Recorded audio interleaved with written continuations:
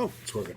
Hey, everybody. Eric Yulin here. I wanted to do an op-ed piece or a testimonial of sorts about surviving COVID-19. And contrary to popular opinion, this has nothing to do with epidemiology or the flu or whatever. It just has to do with what sort of happened to me as far as this entire thing went and has gone. And probably the same. It's probably about the same story as a lot of people that work in the hospitality industry, either in bars, restaurants, or hotels or what have you. So anyway, I'm here at Parc Marie Victorin tonight, where I'm having an indoor gig tonight because I worked a very long day. I worked doing disinfecting work using a paint gun and disinfectant at the local high school here at the École Secondaire Montbruno. So I did that from 8 o'clock until 6:30 tonight. And then I got a couple hours sleep. I had a steak and some vegetables, and then I slept a bit, and then I came here. So I'll be here for a little bit tonight, and I'm doing an indoor gig because, frankly, these days you never know when you're going to have to poop, so I'm not hanging out outside tonight. Just not going to happen.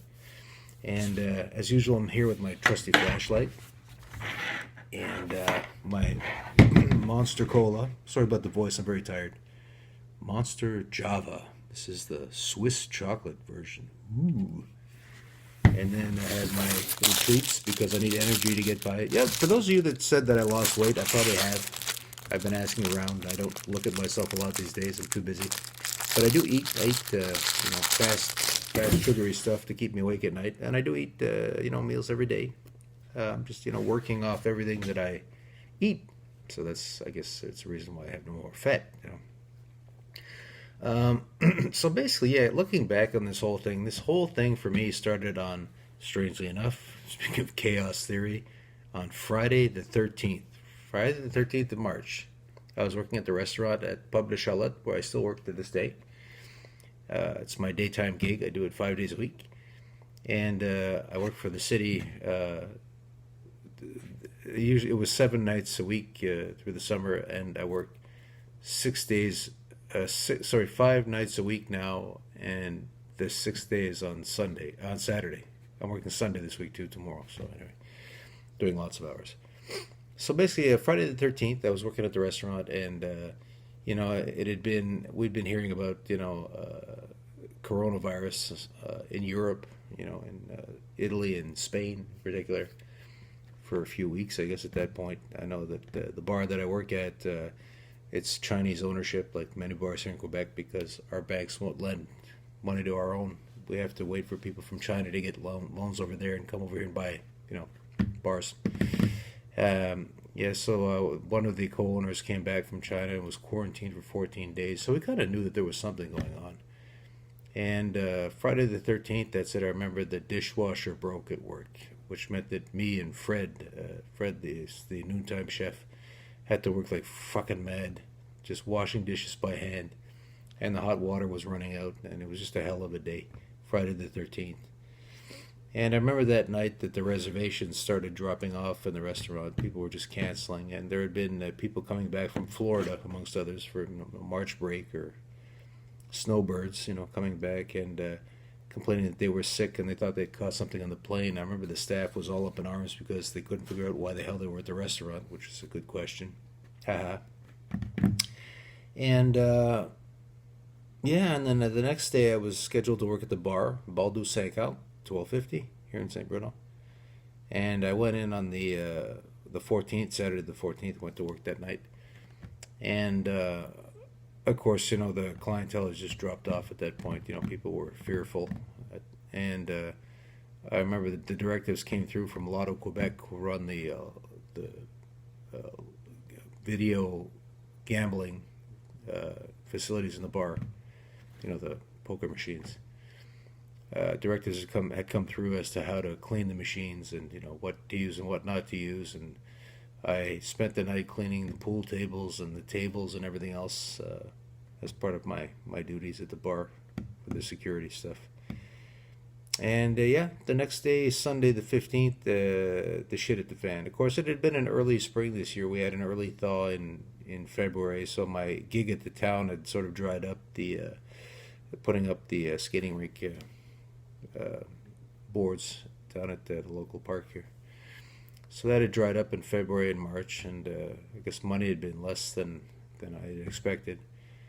And yeah, Sunday the 15th, the shit hit the fan. I was basically advised by all my employers that my jobs had ended due to a government order. The bar, the restaurant, everything was closed.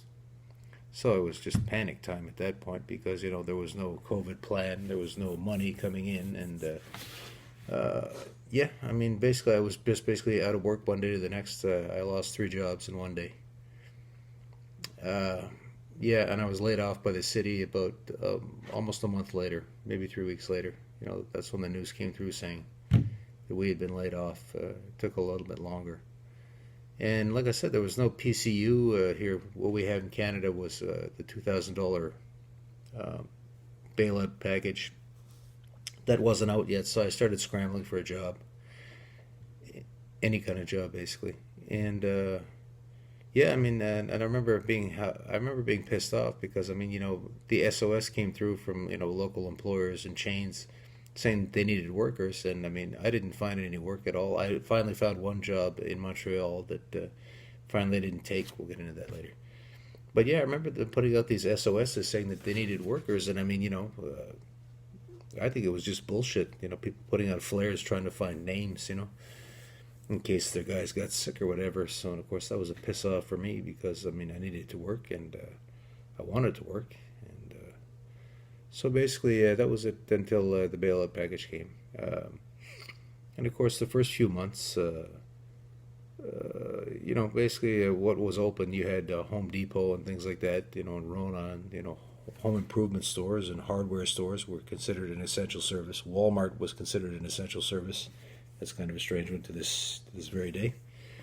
Um, what else? Canadian Tire was open, and the grocery stores were open, and the Liquor Commission was open. So, and so was the pot store, whatever it is, the SQDC here.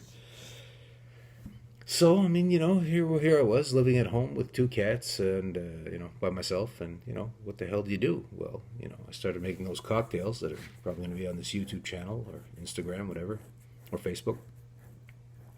And, of course, one thing led to another. And I fell into the same sort of, rabbit hole as everybody else did because I started drinking massively. So, I was drinking, probably upwards of, half a bottle of liquor a night, in a short period of time, from 8 or 9 until 12, and then I would conk out, which was kind of good because I was having trouble sleeping, at that point with nothing to do. And yeah, that's kind of the way it went for 2 months until I was finally able to get back to work part-time in, would that be in May, I suppose? Yeah, May. I was able to go back to work part-time in the restaurant and keep my $2,000 COVID check by grossing $250 a week, no more, until the restaurant reopened in June. And basically it was a crappy summer for me. No jazz fest, no music festivals of any sort. The bars that I usually go to, one of the bars I used to go to jam nights to on Sundays finally closed earlier this month, shut its doors. It won't be reopening. Fofun Electric, which I was a regular at, never reopened. It still hasn't reopened. I don't know why, but that's just the way it is. And I know a lot of barmaids and what have you that some have been able to find work in other bars, and some are looking in other fields, and it's really been a disaster for people that work in the bar industry. I mean, it's diminishing wages. I worked at the bar earlier this week at 12:50. I filled in one night. Well, basically, I mean, after I got through getting drunk and whatever, I said to myself, I'm just going to work as much as I can just to keep busy, So, I mean, this summer, I mean, I did god-awful hours. I mean, upwards of 70, 80 hours a week some weeks, just trying to keep busy. My little boys, Oscar and Louie, they were allowed to run wild this summer. I let them run wild because they should have fun in the summer. At least they're free. We're not, but they are. And yeah, so basically that's all I've been doing all summer is working, and especially at this point because strangely enough, the town gave me sort of 2 timetables. One is up until September 29th, and the other one is from October 2nd to October 29th. And I predicted about a week ago that Legault, our premier here in Quebec, was going to shut everything down in 6 weeks, which would leave me 5 more weeks to work and put away as much money as I can before another eventual shutdown. I think we had a glimpse of that earlier this week because he just shut down karaoke, which is, some people rubbed their hands at this and said, oh, finally, maybe bands will be able to come back. And it's like, no, you don't get it. I mean, it's another freedom being taken away from us, and people will not be happier, because karaoke will not be in bars. So, yeah, I mean, and then churches, I think church services have been altered or closed or something like that. So, I mean, and I mean, no matter what my personal beliefs are, I mean, somebody is going to be disinfecting high schools and community halls and what have you.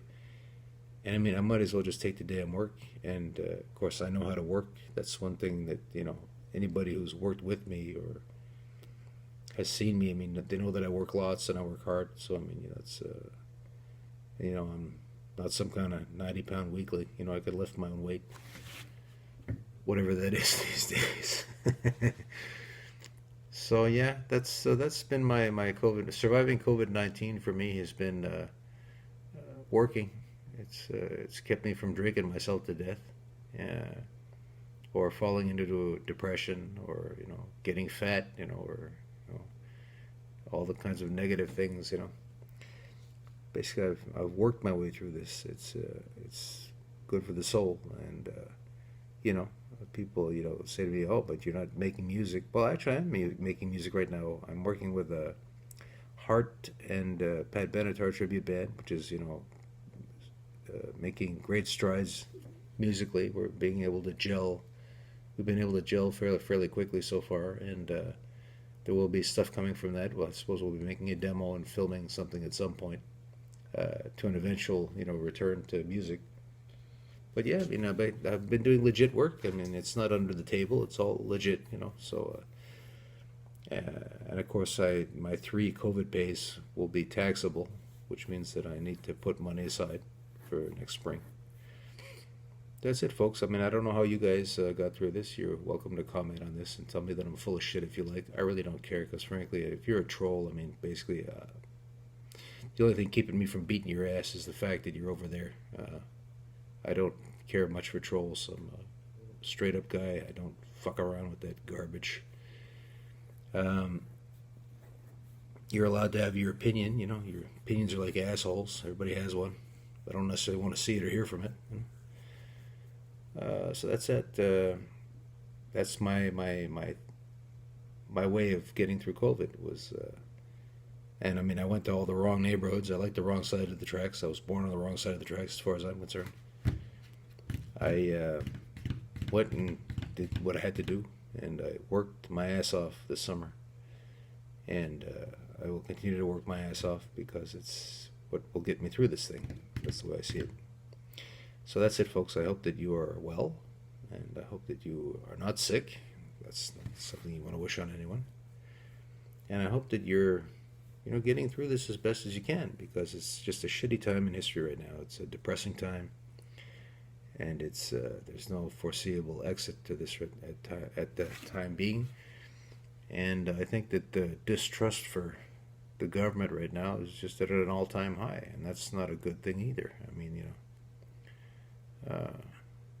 we will get out of this eventually by one way or another, but it's going to take a long time, and we may be looking at another shutdown, which is not the greatest, but we'll have to play it by ear. So that's my story, folks. That's how I got through COVID, and I'm getting through COVID, and that's, my immediate plans are to basically keep my head above water and to tread water for as long as I can. That's it, folks. I'm going to let you go. I'm very, very tired. I'm going to try and get this shift done quick and get the hell out of here and get some sleep, because I have to work again tomorrow. I'm working all the way through until next Saturday. I'm not getting any time off. Day and night, I'll be doing 10.5 hours a day with no real break. So that's it, folks.